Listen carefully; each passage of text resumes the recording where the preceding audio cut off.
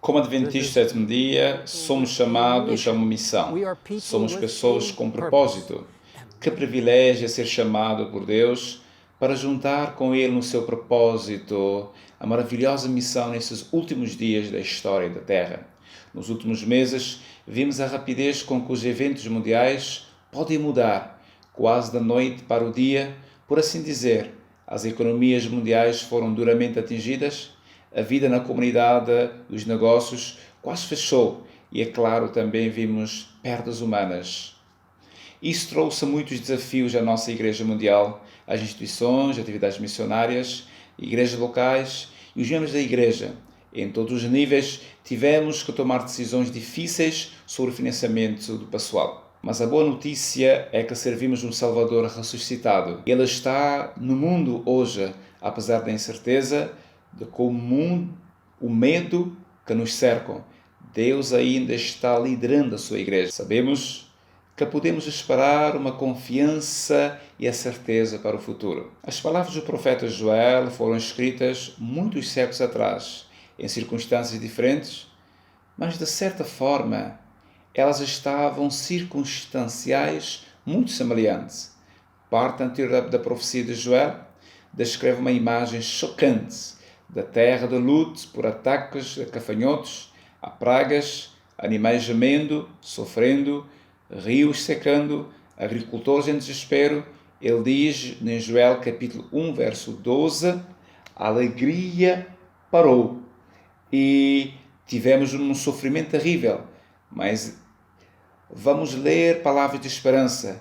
Não temas, ó terra, regozija-te, alegra-te, porque o Senhor fará grandes coisas. Hoje, em 2020, também podemos afastar o medo que nos alegrarmos e nos regozijarmos, porque sabemos que o Senhor fará grandes coisas ao vermos a profecia sendo cumprida e a segunda vinda de Jesus se aproximando.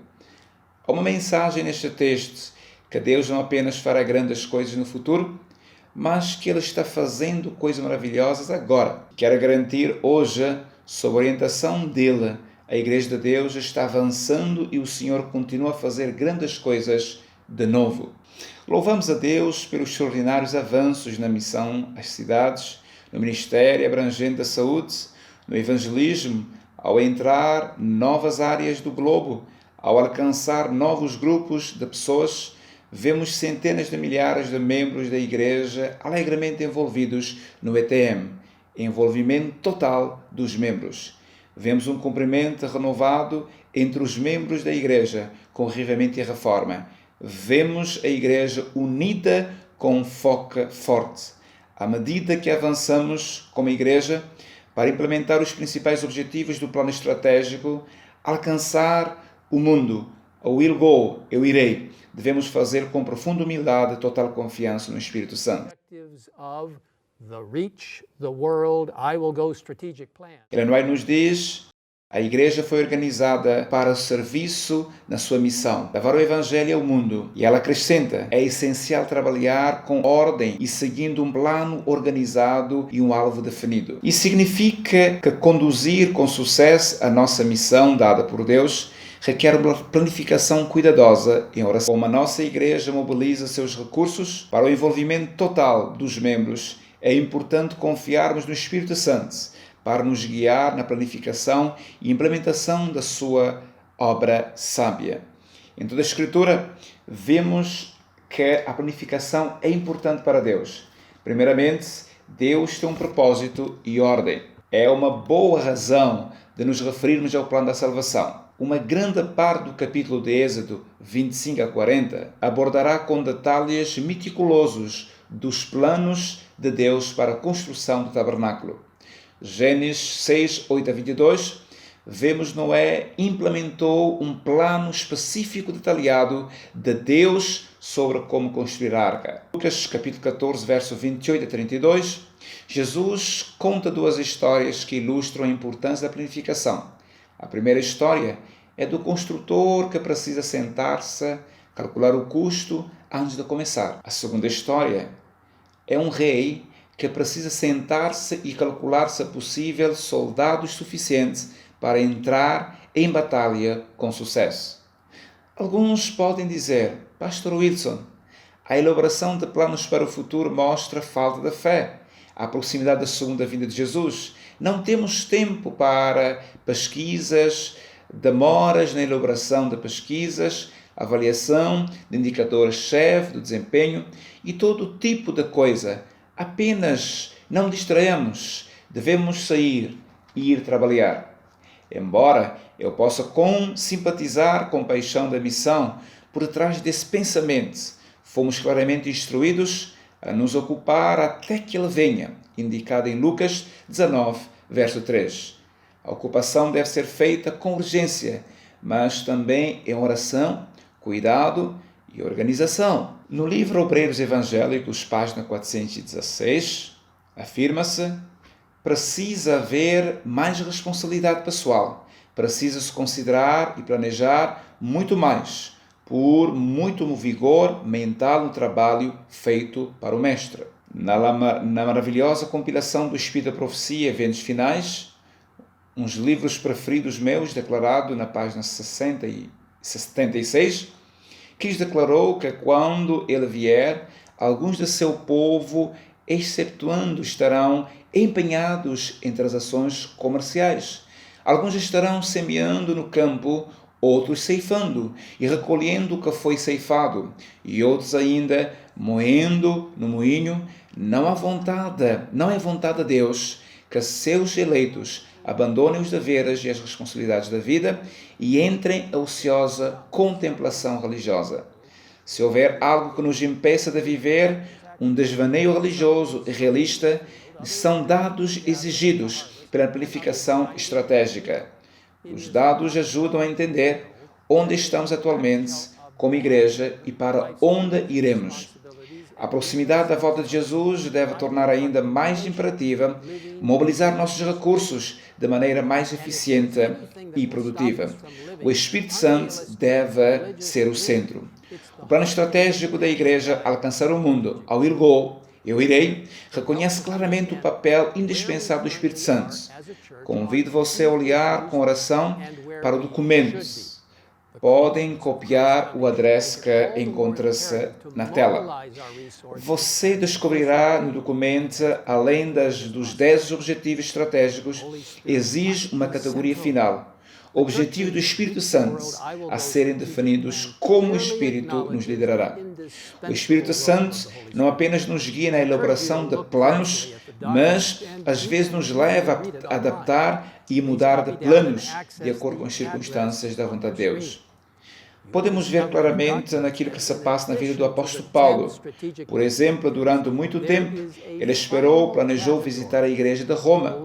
Mas na sua carta aos Romanos, Paulo escreve que apesar de todas que ele esperava, também muitas vezes tenho sido impedido de ir ter convosco. Romanos 15, 22.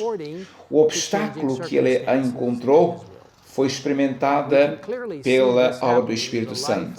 Não somente o Espírito Santo nos guia com o nosso plano, mas ele nos leva a adaptar os nossos planos de acordo com as circunstâncias que se apresentam.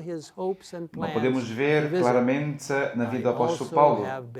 Por exemplo, ele queria visitar há muito tempo as pessoas em Roma, mas no seu livro de Romanos, capítulo 15, verso 22, apesar do seu desejo de visitar os membros em Roma, os obstáculos que ele encontrou, em grande parte, foi obra do Espírito Santo. Da mesma forma, Lucas diz que, embora que Paulo e os seus companheiros planejassem pregar em Ásia, naquela época o Espírito Santo os impediu de fazê-lo. Como igreja, devemos ser ágeis e adaptáveis, prontos a responder ao chamado de Deus e deixar de lado os nossos planos e seguir qualquer direção que Ele nos propõe. Agora que vemos como igreja avançarmos na direção que Ele nos chama, acredito que a história de Neemias, do copeiro rei de Artaxerxes, tem lições importantes para nós. Neemias é um planificador. No livro Serviço Cristão, página 177, carecemos hoje de Neemias na igreja. não de homens capazes de pregar e orar apenas, mas de homens cujas orações e sermões sejam animados e firmes no sincero propósito.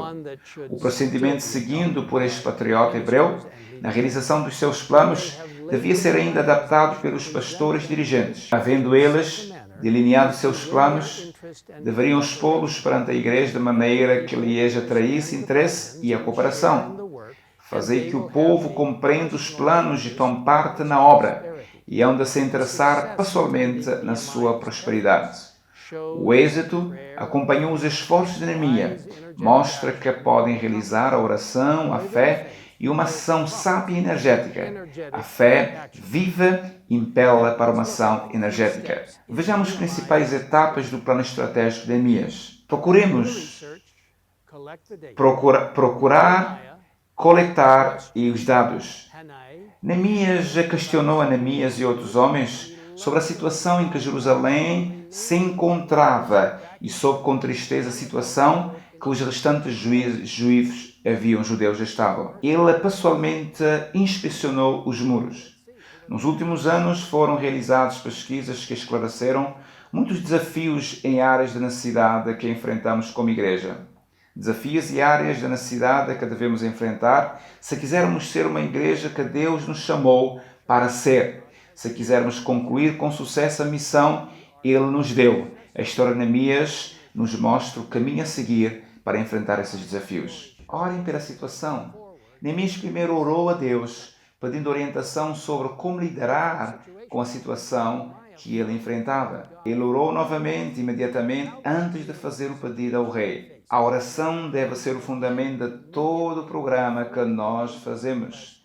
Devemos ser uma igreja de oração. Certamente somos chamados a fazer planos, mas nunca devemos presumir fazê-lo com a nossa própria sabedoria. Qualquer habilidade, esperteza ou educação que possamos trazer com a mesa não valem a nada sem a orientação e as bênçãos de Deus. Estabeleçam o alvo, restaurar a honra de Jerusalém e a honra de Deus de Jerusalém. Neemias tinha um entendimento claro do alvo, restaurar a honra de Jerusalém, e ao fazê-lo, restaurar a honra de Deus em Jerusalém. Seu alvo era mais do que avançar e construir muros da cidade. Assim como Neemias, entendemos claramente o nosso alvo. Também devemos entender claramente o nosso alvo e propósito como adventistas do sétimo dia. O objetivo principal, o final da Will Go, eu irei, se refere à declaração oficial da missão do adventista do sétimo dia. Fazer discípulos de Jesus Cristo que vivem como suas testemunhas amorosas e proclamam a todas as pessoas o Evangelho eterno das mensagens dos três anjos em preparação para a sua breve volta. Executem passos de ação para atingir o objetivo. Tendo obtido o entendimento claro do seu alvo, Neemias tomou medidas para alcançá-lo. A Bíblia descreve claramente essas etapas. Primeiramente, Neemias orou novamente, Neemias 2:4. Solicitou permissão do rei para retornar e reconstruir. Neemias 2:4-5. Solicitou e recebeu recursos do rei, cartas de apoio real, madeira da floresta do rei, e humilhou-se diante de Deus, dando-lhe a glória da vida ao seu nome. Confiou na fidelidade de Deus. Deus tinha sido fiel nas suas ameaças quando o seu povo se separou dele. Ele espalhou pelas nações, segundo a sua palavra. E Neemias encontrou neste mesmo fato uma garantia de que ele seria igualmente fiel no cumprimento das suas promessas. God had been faithful to his threatenings when his people separated from him. He had scattered them abroad among the nations according to his word. And Nehemiah found in this very fact an assurance that he would be equal. Os responsáveis, os líderes, recomeçaram a construir. Depois ajudaram os pobres, cancelando as dívidas, interromperam a cobrança de juros. Ajudaram Esdras a restabelecer a lei de Moisés, pôs o fim aos casamentos judeus com mulheres pagãs. Examinemos as etapas de ação do Will Go, eu irei.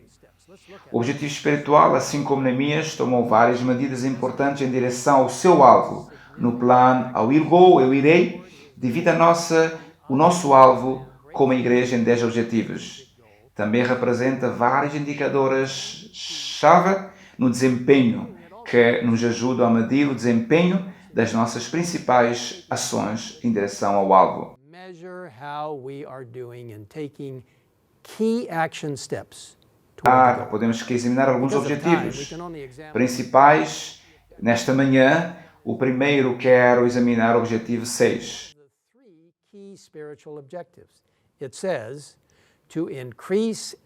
Aumentar a adesão, a retenção, a recuperação e a participação de crianças, jovens e juvenis. As pesquisas mostram que muitos dos nossos preciosos jovens estão saindo da igreja. Obviamente, apenas um jovem que saísse é já demais. Esse objetivo é um chamado para alcançá-los, mantê-los, recuperá-los. Vamos ouvir o testemunho do pastor Kirk Thomas, diretor dos departamentos do Ministério Pessoal da Escola Sabatina, bem como missões do evangelismo na União Britânica. Eu dei a minha vida a Cristo quando tinha cerca de 15 anos de idade. Fui batizado na Igreja Adventista do Sétimo Dia de Bachelor, na Guiana, na América do Sul. Nunca faltei a uma reunião de culto. Did not miss a service. Sempre presente. I was there for every. Cerca de 1 ano e meio após o meu batismo, senti-me desanimado. Não estava doente, estava simplesmente desanimado. Decidi não ir à igreja, mas ficar em casa e dormir. Cerca das 6h30, nesse sábado à tarde, a minha mãe sacudiu-me com vigor, tentando me acordar. Quando acordei, ela disse-me com uma voz inquietante: há muitos homens na porta, chamando pelo teu nome. Levantei-me e me aproximei da janela, abri a janela e olhei lá fora. Estavam todos os homens adventistas do sétimo dia da Igreja Adventista de Bachelor. Eles tinham vindo me visitar. Eles tinham sentido a minha falta na igreja e estavam preocupados por minha causa. Depois, nunca mais faltei a uma reunião de culto. Hoje, após 25 anos, após um quarto de século depois como pastor, devo dizer que esse acontecimento é aquele que verdadeiramente me abriu os olhos de que a igreja deveria ser, sobretudo, comunhão. Mesmo 25 anos depois, as pessoas estão sempre desejosas de amor, de carinho, de cuidados. As pessoas ainda buscam esta relação entre as palavras e as ações, os atos. Mesmo 25 anos depois, encontrei isso na igreja, da qual fui membro. E espero que as pessoas encontrarão o mesmo nas igrejas em que sou dirigente.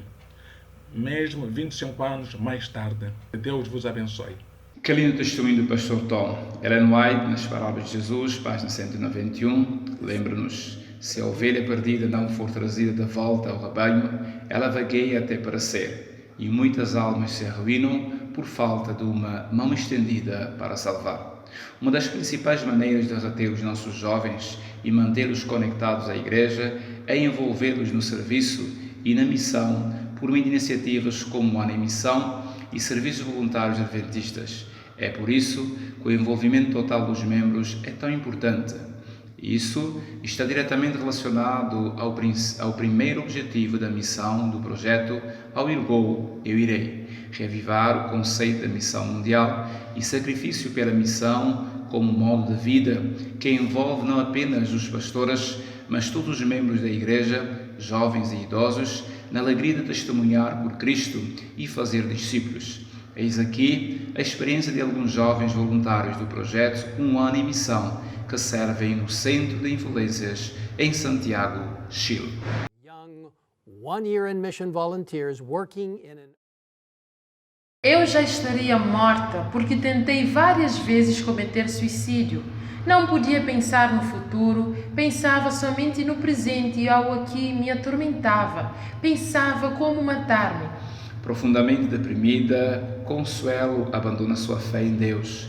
Tentou recomeçar a zero, de inscrever-se na escola de enfermaria, tentando fazer algo diferente na sua vida. Mas o seu passado a oprimia por todos os lados onde ia.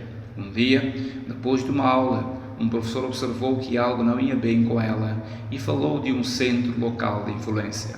Consuelo visitou o centro onde foi recebida por Michelle e Angeli, voluntários adventistas do programa missionário.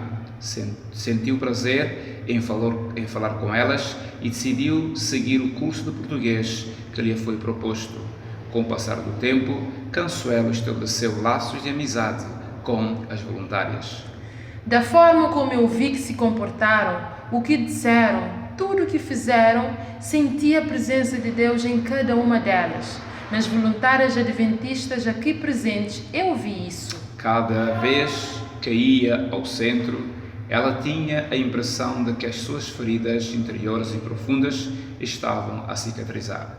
Acolheram-me de braços abertos. Aqui encontrei uma outra família, um outro lar. As voluntárias começaram a falar-lhe de Deus. É a primeira vez, após muito tempo, que Consuelo se sentia preparada para falar dos assuntos espirituais. Ela pediu estudos bíblicos e progressivamente desenvolveu uma nova compreensão e uma nova relação com o Senhor. O facto de estar aqui me ajudou em vários aspectos. Vi o amor de Deus, a graça de Deus que não tinha encontrado em nenhuma parte. Senti-me cada vez mais perto de Deus, crendo nele, tendo mais fé nele durante o tempo que aqui passei. Após esta experiência, Consuelo foi batizada e passou a fazer parte da Igreja Adventista do Sétimo Dia. Agora é voluntária no centro, oferecendo consultas médicas gratuitas. Como Consuelo, são muitos os que procuram uma comunidade e o amor, mas a maior parte das pessoas desconfiam tanto das religiões que não conseguem ver estas coisas numa igreja tradicional. Muitas pessoas vêm aqui com uma visão, talvez com um pouco de desconfiança, porque não sabem o que podemos ir pedir como retorno. Mas quando vem um ambiente diferente em que a empatia, amor e amizade mudam completamente de opinião, ficam muito agradecidas e convidam mais pessoas a participar. Ao servir a comunidade, os adventistas ficam a saber o que interessa às pessoas e à região. O centro organiza vários cursos de atividades para a comunidade, incluindo cursos de português e de inglês, demonstrações da cozinha saudável, artesanato e vários cursos de ginástica. Vimos o efeito do método de Cristo na vida das pessoas porque representamos para elas uma comunidade aberta da Igreja Adventista. Não era fácil de realizá-lo no passado, porque quando você tem a sua própria religião, você se fecha no seu próprio mundo e não quer que alguém faça uma invasão da sua vida. O centro quebra essas barreiras, não somente aqui, mas também quando as encontramos em suas casas, nas suas famílias. É lá que nós podemos aplicar o método de Cristo. Graças a um verdadeiro serviço pelas pessoas, o centro tocou o coração das pessoas da comunidade e ultrapassamos as expectativas dos voluntários. Vimos até que ponto este ministério é bom para a comunidade, assim como para as igrejas, pois faz reavivar os membros adventistas. Experimentamos o reavivamento no seio da igreja. Orem por centros como este, orem para que, graças à amizade e à compaixão, as pessoas possam saborear o amor de Jesus. Obrigado por nos ajudar a transformar as vidas dos outros, graças às vossas doações para os projetos da missão mundial como este. Que bênção termos jovens dinâmicos e consagrados. Não posso suficientemente enfatizar a importância vital de se envolver no serviço e na missão. Isto é tão vital para a vida espiritual quanto o exercício é para a vida física. Ellen White conta uma história fascinante. Um dia de inverno, um homem estava gelado pelo frio. Ele caiu na neve, pronta para morrer. Mas enquanto ele estava deitado na neve, ouviu os gemidos de um companheiro de viagem nas proximidades. Instantaneamente, ele sentiu a obrigação de ajudá-lo. Ele estendeu a mão e começou a flexionar os membros congelados do homem, tentando restaurar a vida. A senhora Ellen White escreve: pressionou os membros gelados do infeliz e depois, com considerável esforço, conseguiu pô-lo de pé. Mas, como não pudesse manter-se em pé, levou-o nos braços, compassivos através dos mesmos montes da neve que ele julgara jamais poder atravessar sozinho. E depois de haver levado o seu companheiro de jornada em um lugar de segurança, descobriu que, salvando o seu próximo, salvara também a si mesmo. Bem, ao ministrar do seu vizinho, ele manteve o seu sangue fluido em suas veias e reviveu a si mesmo. No livro Caminho a Cristo, Ellen White escreve: o único modo de crescer na graça é fazer desinteressadamente a obra que Cristo nos ordenou. Empenhar-nos na medida da nossa força, capacidade em ajudar a abençoar aos que carecem de auxílio que nós podemos dar. Bem, o envolvimento total dos membros é uma maneira importante de crescer a graça. Há muitos anos, um sábio disse o seguinte: quem dá alívio aos outros, alivia-se a si mesmo. O objetivo quinto do projeto A Will Go é discipular indivíduos e famílias em vidas cheias de espírito. E o serviço e a missão estão no centro de se tornar um discípulo. Falamos sobre a importância vital do revivimento e a reforma para a missão. É verdade, mas como aponta a história da Sra. White sobre o homem da tempestade, da neve, é verdadeira vida espiritual profunda, passa pelo revivimento, a reforma e também pela missão. Vidas cheias do Espírito não acontecem por acidente. Jesus disse aos seus discípulos: se alguém quer ser meu discípulo, nega-se a si mesmo e toma a sua cruz e siga-me. Precisamos cultivar nossa vida espiritual. Precisamos fazer uma imersão na sua palavra. Precisamos reservar um tempo para a oração. Our spiritual life. We need to immerse ourselves in His Word. We need to take time for... Mais uma vez, no livro Caminho a Cristo podemos ler: fazei todos os vossos esforços para conservar a aberta comunhão entre Jesus e a vossa alma. No livro Essência do Bom Viver, ela acrescenta: pela oração, pelo estudo da palavra, pela fé em sua constante presença, a mais fraca das escrituras humanas pode fazer viver em contato com Cristo vivo. Ele segurará a mão e nunca o saltará. Como indivíduos e famílias, ser discípulo de Cristo com uma vida cheia de Espírito envolve várias dimensões de comprometimento. Envolve estar envolvido no serviço e na missão, envolve passar tempo em oração e estudo da palavra, escutar e ouvir a Deus. Orar é abrir o coração a Deus como amigo. Isso leva algum tempo.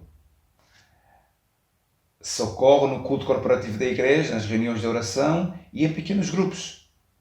Ocorrerá no culto diário da família.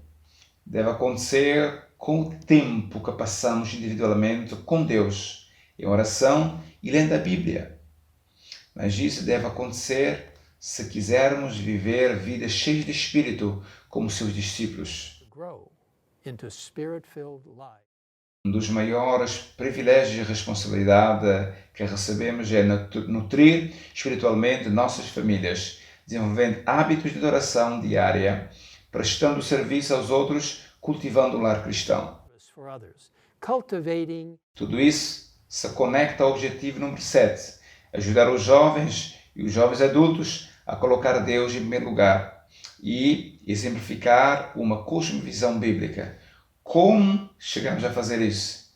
A escola sabatina e os cultos da igreja obviamente desempenham um papel importante. Do mesmo acontece com as escolas. Eu convido todas as famílias adventistas que possam matricular os seus filhos na Escola Adventista Sétimo Dia. Mas o lugar mais importante para construir uma visão bíblica do mundo é o lar. Através do culto familiar, moldando hábitos devocionais pessoais, aconselhando e orientando nossos filhos de uma forma de esquecer. Não devemos esquecer o segundo livro de Deus, a natureza. Second book, Nature. Ellen White writes, children. Ellen White nos diz, devemos animar as crianças a buscar na natureza objetos que ilustram os ensinos bíblicos. Eis aqui uma bela história que ilustra como, partindo da apicultura, é possível reforçar os princípios do dízimo e do serviço de um rapaz de 10 anos da Austrália. Um jovem empresário de 10 anos criou uma empresa no seu jardim, ofereceu os primeiros lucros ao seu trabalho na obra de beneficência. Charity. O meu nome é Finn e vivo na Costa Dourada da Austrália e sou apicultor. Tenho um cão e alguns milhares de abelhas. Para o meu 10º aniversário, comprei abelhas com o meu próprio dinheiro. Alguns dos meus amigos e membros da minha família me ajudaram com dinheiro em vez de presentes para eu comprasse as minhas próprias coisas. Economizei todo esse dinheiro, economizando sem cessar para atingir o meu objetivo, o de ter a minha própria colmeia. Eu nunca tinha feito este trabalho e nenhum membro da minha família também nunca o tinha feito. Sou o primeiro apicultor da história da minha família. We are doing my first harvest, which I'm pumped for. Nervous. Look at them, Dad. They're getting all the leeks. Isto é delicioso. Dei o meu primeiro frasco de mel a Deus. Então, Deus, você tem o mel e o dinheiro. Decidi dar o dinheiro do mel a um projeto no Malawi. Este projeto ajudará as famílias a terem as suas próprias colmeias para gerar fundos. Quantas vezes penso que fizemos isso? Eu acho que eu, a minha colmeia e as minhas abelhas podemos mudar o mundo. Get their own beehive so they can generate an income. Oh! How many times do you think we did that? Like 20?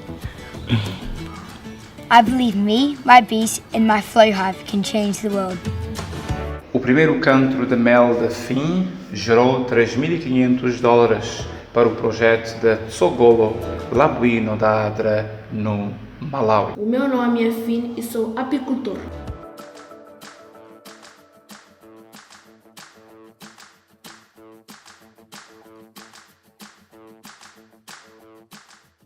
What a beautiful testimony. Que lindo testemunho de Finn e suas abelhas. Fantástica. I really enjoyed it. Gostei muito desta experiência. Focus on the goal. Devemos nos concentrar nos objetivos. Mistakes in strategic. Um dos erros mais comuns na planificação estratégica é confundir etapas de ação com o alvo. Seria fácil supor, por exemplo, que o objetivo de Neemias era reconstruir os muros de Jerusalém.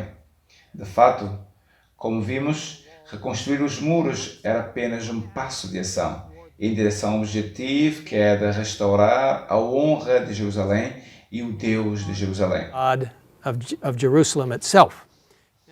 Hoje, a Igreja Adventista possui o maior sistema escolar protestante unificando o mundo. But we don't run schools. Mas não administramos as escolas apenas porque gostamos de administrar as escolas. Goal of our Operar as escolas não é o objetivo da nossa igreja. Acreditamos que educar a pessoa integral é de vital importância e as escolas são um passo de ação para o nosso objetivo maior de fazer discípulos que demonstram o amor de Deus e que, por sua vez, vão fazer outros discípulos. Operamos centenas de hospitais, mas não é os operando apenas porque nós gostamos de administrar empresas.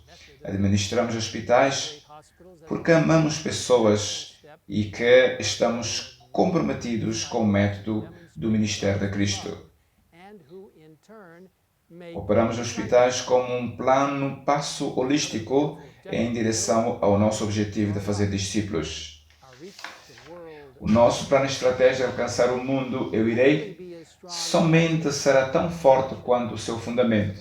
Se o seu fundamento são as nossas ideias e planos que acabamos de sondar, nas comissões simplesmente desintegrará. Jesus conta em Mateus 7, 24 a 27, sobre o construtor sábio e o tolo. O construtor tolo constrói sobre a areia. A chuva cai, as inundações aumentam, o vento sopra e a casa. Foi grande a sua queda, no versículo 27.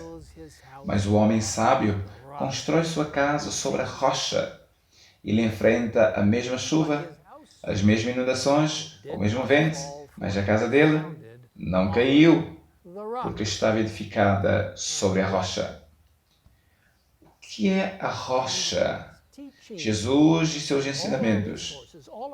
Todos os nossos recursos, todos os nossos programas e projetos, todas as iniciativas, todos os nossos planos, todos devem ser baseados firmemente e fortemente ancorados em Jesus, a nossa rocha. The rock, as Ellen White writes. Ellen White escreve: a igreja edificada sobre Cristo como fundamento. A iniciativa de alcançar o mundo, a Will Go, reconhece que, como fundamento de Jesus, a rocha, e a orientação do Espírito Santo, estamos totalmente capacitados para ir. E o que nos motiva? Mais uma vez, Ellen White nos diz: o amor deve ser o móvel de ação. O amor é o princípio básico que governa Deus, o céu e a terra. Jesus diz: nisto todos conhecerão que sois meus discípulos, se amardes uns aos outros. Como Paulo nos diz, 2 Coríntios 5:15, o amor de Cristo nos constrange. Muitos cresceram ouvindo histórias de Fernando Anastala, missionários pioneiros adventistas do sétimo dia na América do Sul. Entre outras coisas, os Stals estabeleceram clínicas, escolas e capelas ao redor do lago Titicaca, nos Andes peruanos. Quando mais tarde mudaram para ministrar na região amazônica, um dos seus guias foi de nome Catoxó Machari. Nos anos 70, o evangelista peruano Alejandro Bullion localizou Catoxó, que ainda morava na área onde os Stals serviram. O pastor Bullion escreve: encontrei-o sentado diante de uma pequena lareira dentro da cabana.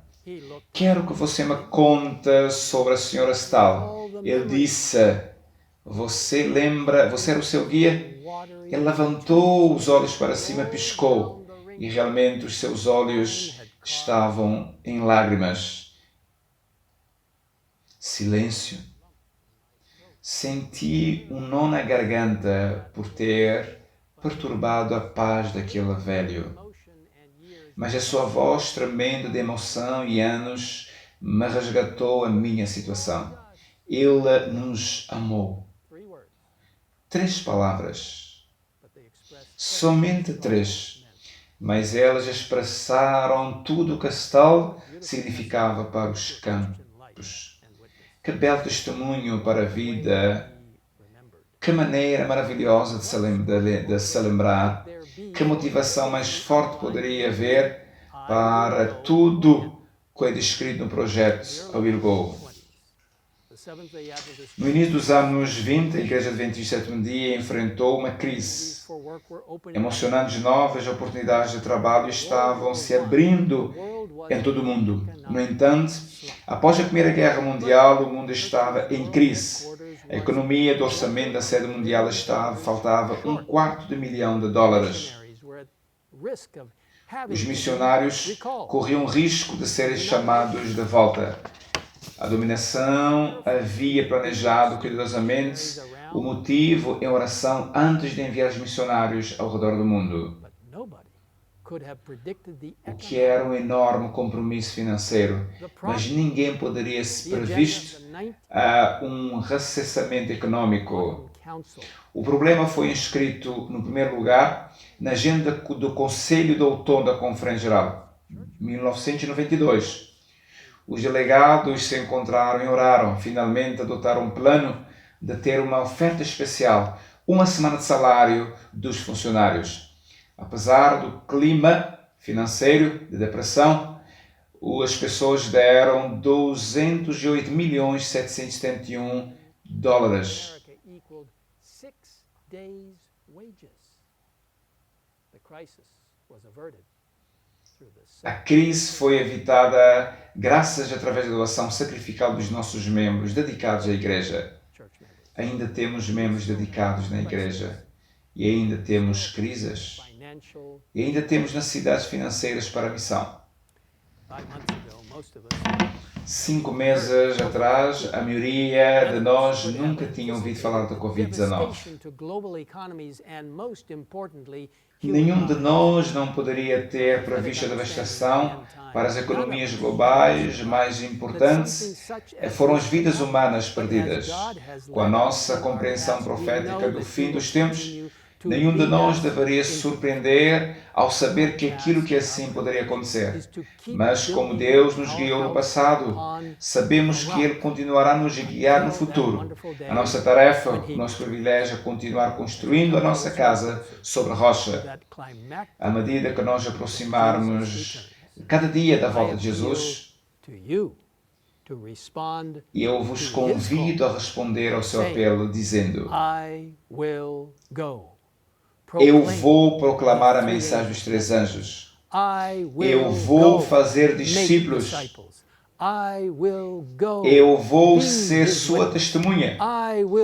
Eu vou compartilhar a palavra de Deus. Eu vou proclamar a segunda vinda de Jesus. Eu vou fazer do plano estratégico de alcançar o mundo ao Irgol para um plano pessoal, sob a liderança do Espírito Santo. Pela graça de Deus eu vou, porque eu amo a Cristo e a sua palavra. As mensagens dos 3 anjos, eu quero vê-los chegar brevemente. Cristo vem. Envolva-se onde quer que esteja.